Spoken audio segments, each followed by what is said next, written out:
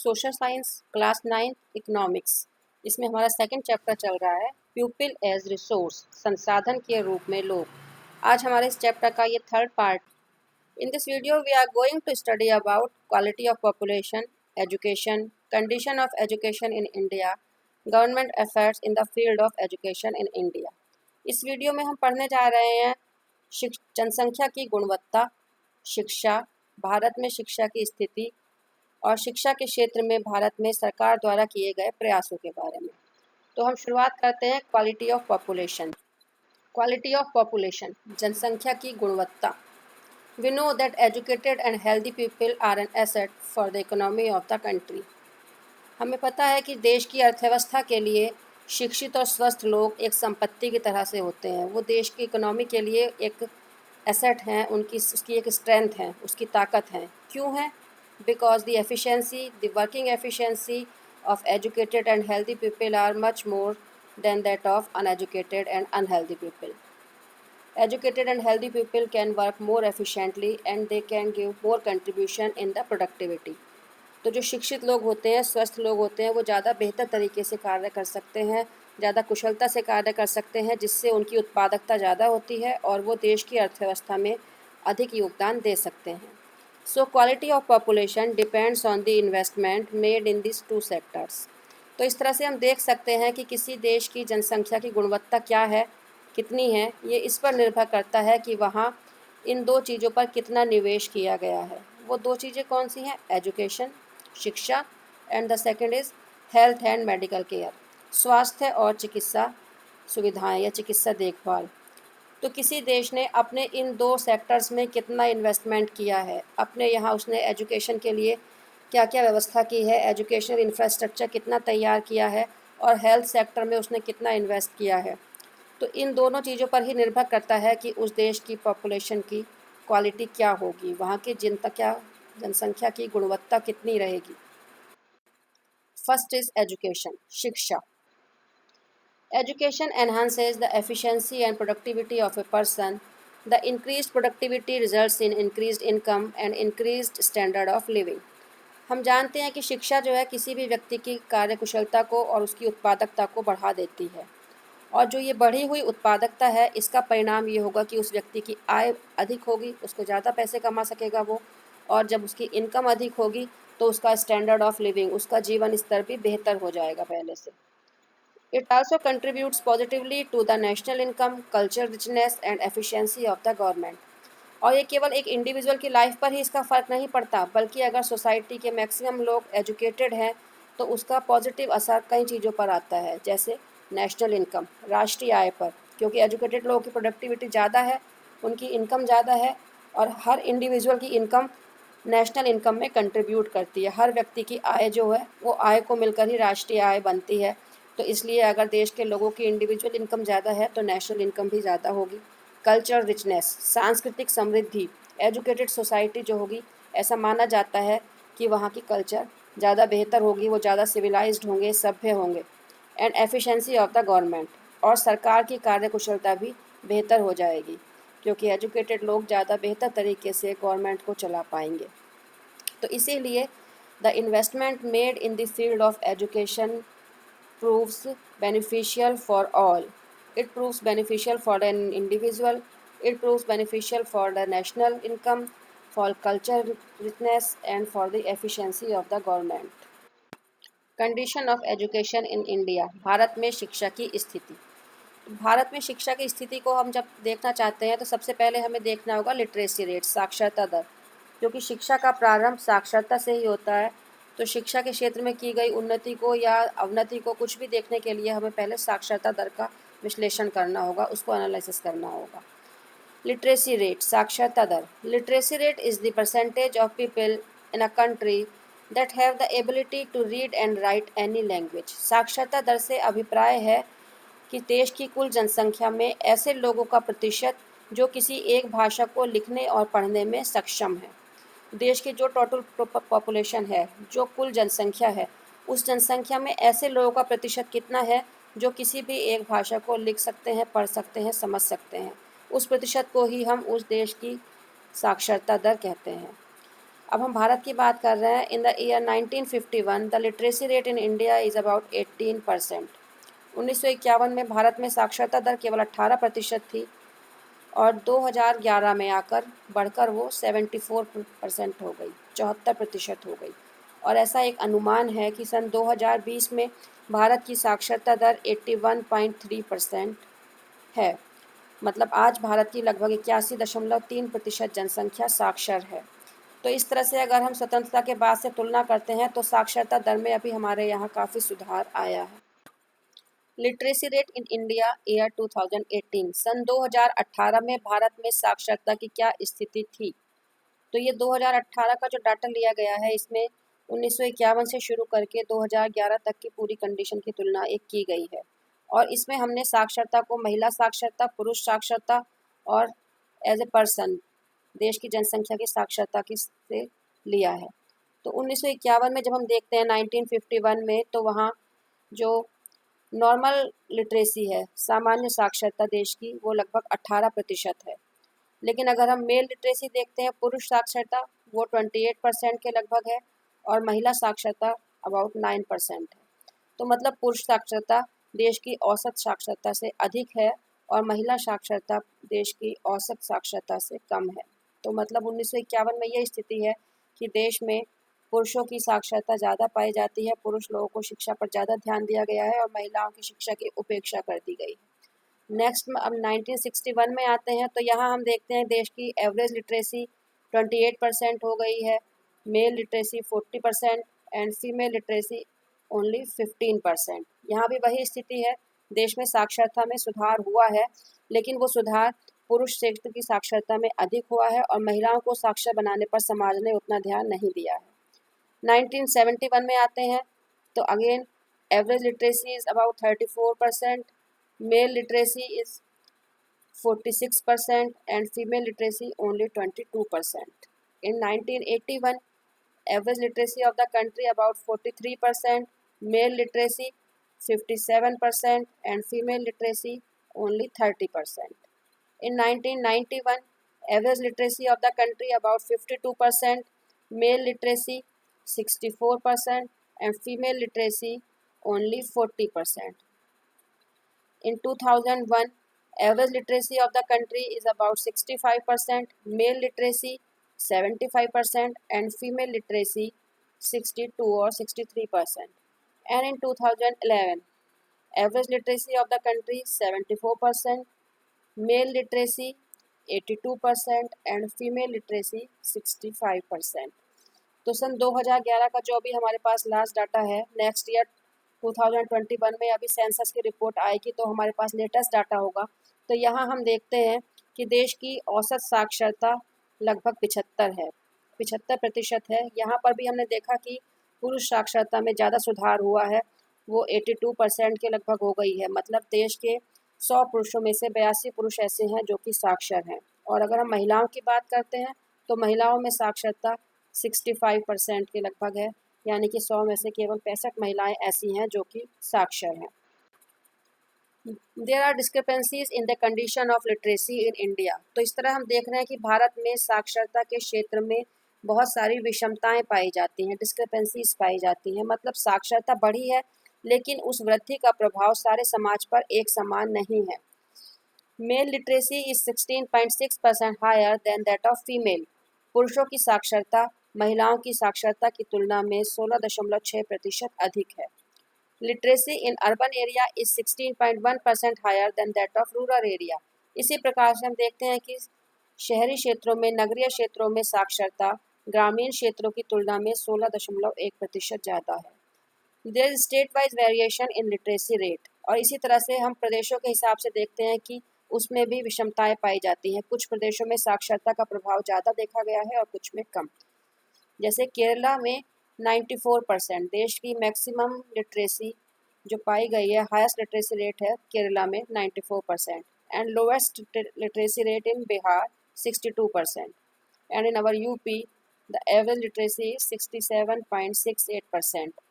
तो यहाँ हमने देखा कि साक्षरता की वृद्धि तो हुई है लेकिन उस वृद्धि का इक्वल डिस्ट्रीब्यूशन नहीं हुआ है। पुरुषों को उसका लाभ ज़्यादा मिला है, नगरीय क्षेत्रों को उसका लाभ ज़्यादा मिला है और कुछ प्रदेशों को जैसे केरल को उसका लाभ ज़्यादा मिला है। Number of primary schools is increasing but quality of schooling is turning poor here and dropout rate is increasing।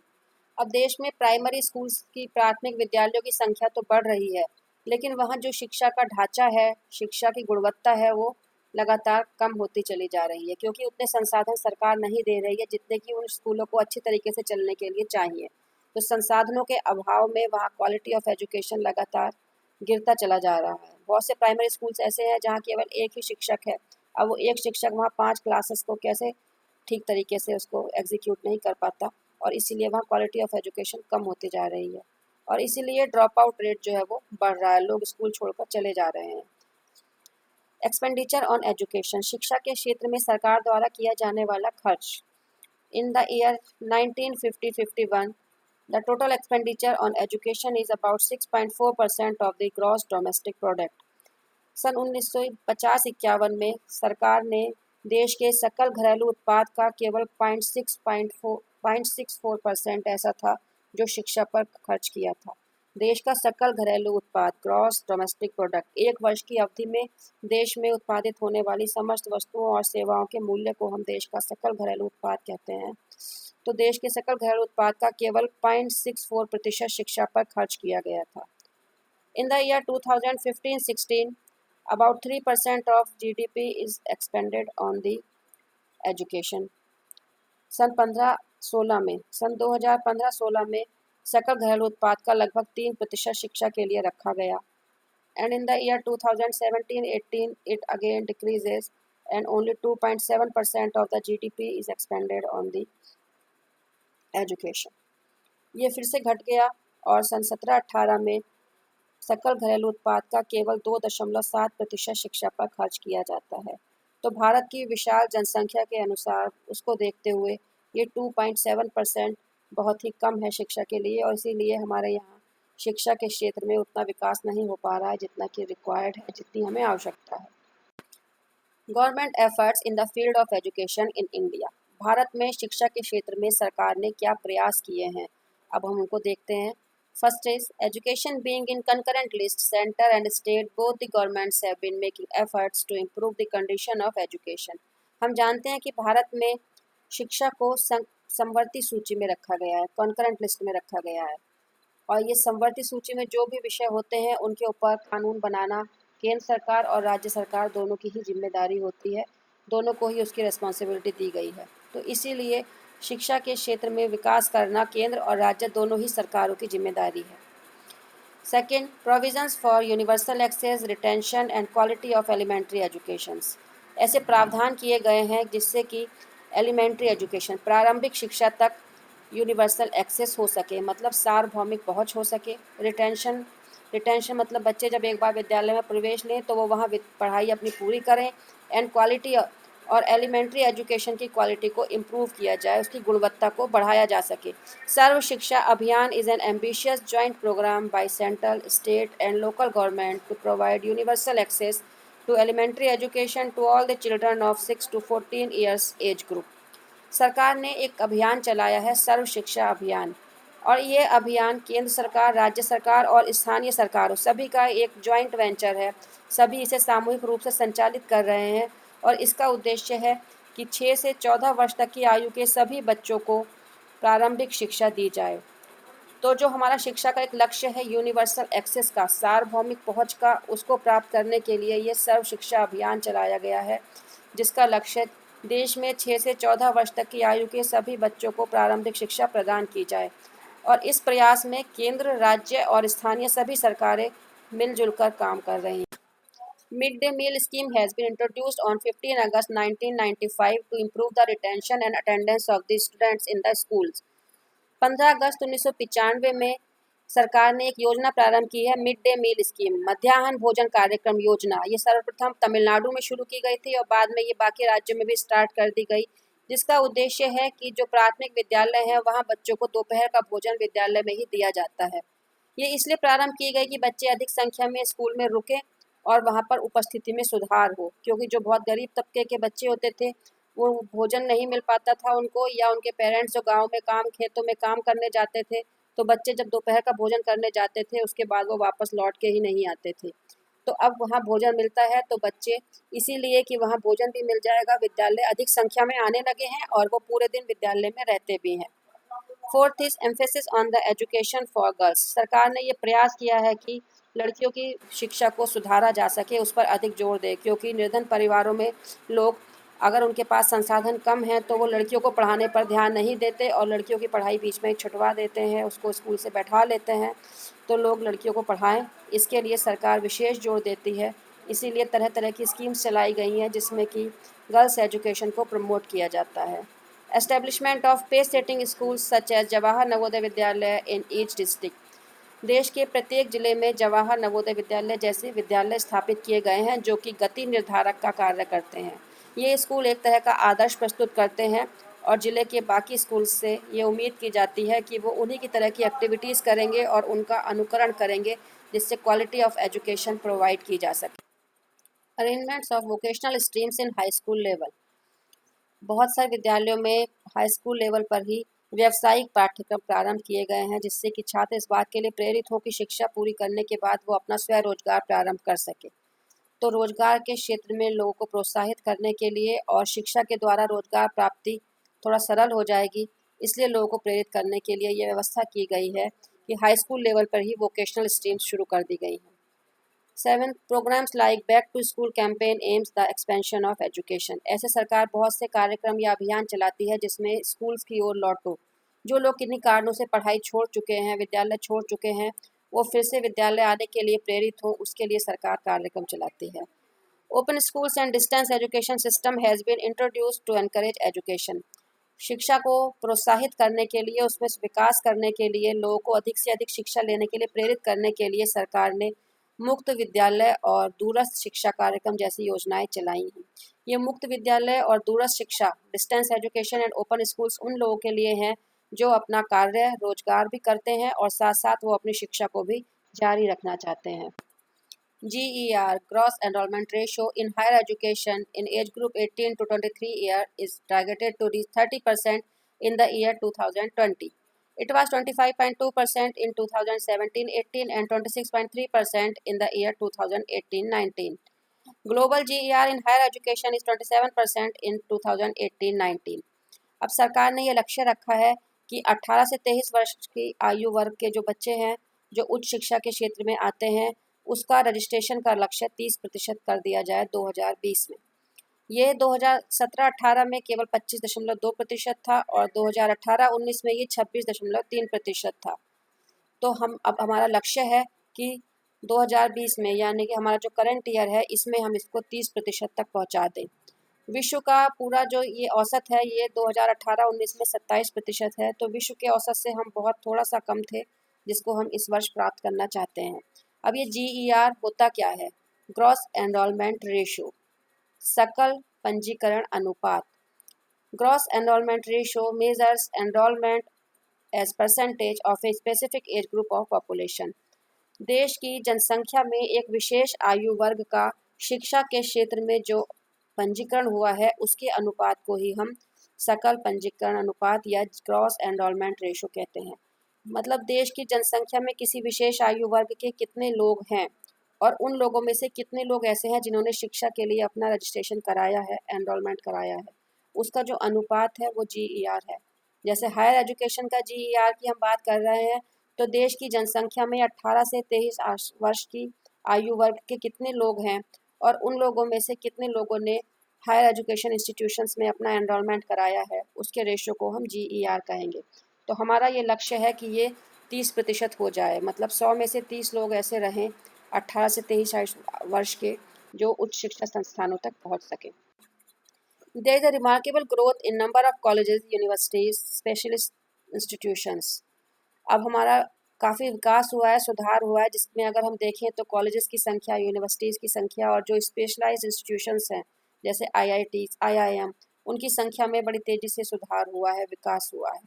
Number of enrolment of students and recruitment of teachers is also increasing.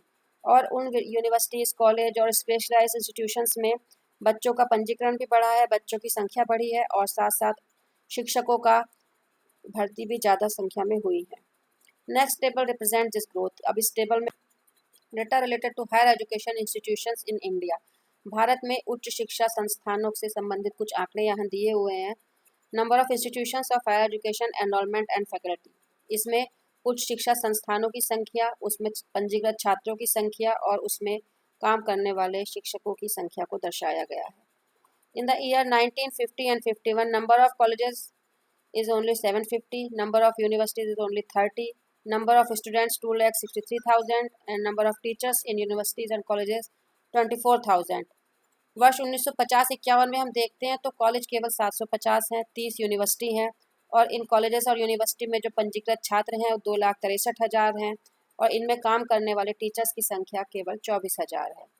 अब इसके बाद अगर हम last year हमारे पास available data है 2017-18 का, 2017-18 की स्थिति देखते हैं तो number of colleges increases to 41,012, colleges की संख्या बढ़कर 41,012 हो गई है। नंबर ऑफ यूनिवर्सिटीज़ 851, यूनिवर्सिटीज़ की संख्या 851 हो गई है। नंबर ऑफ रजिस्टर्ड स्टूडेंट्स 3,66,42,378, जो उसके अंतर्गत पंजीकृत छात्र हैं उनकी संख्या बढ़कर 3,66,42,378 हो गई है। And number of teachers 12,84,957, 12,84,957 teachers हैं उसमें। तो यानी कि हायर एजुकेशन के फील्ड में हमने काफ़ी उन्नति करी है, हमने अपना इंफ्रास्ट्रक्चर काफ़ी स्ट्रॉन्ग किया है, नंबर ऑफ़ कॉलेजेस बढ़े हैं, नंबर ऑफ़ यूनिवर्सिटीज़ बढ़ी हैं, एनरोल्ड स्टूडेंट्स भी बढ़े हैं और टीचर्स की संख्या भी बढ़ी है। तो इस प्रकार इस फील्ड में हमने काफ़ी उन्नति की है। तो इसमें वीडियो में हमने देखा कि शिक्षा के क्षेत्र में भारत ने काफ़ी सुधार किया है, लेकिन भारत की विशाल जनसंख्या को देखते हुए अभी हमें काफ़ी कुछ करना बाकी है। अब नेक्स्ट वीडियो में हम हेल्थ सेक्टर की ओर बढ़ेंगे।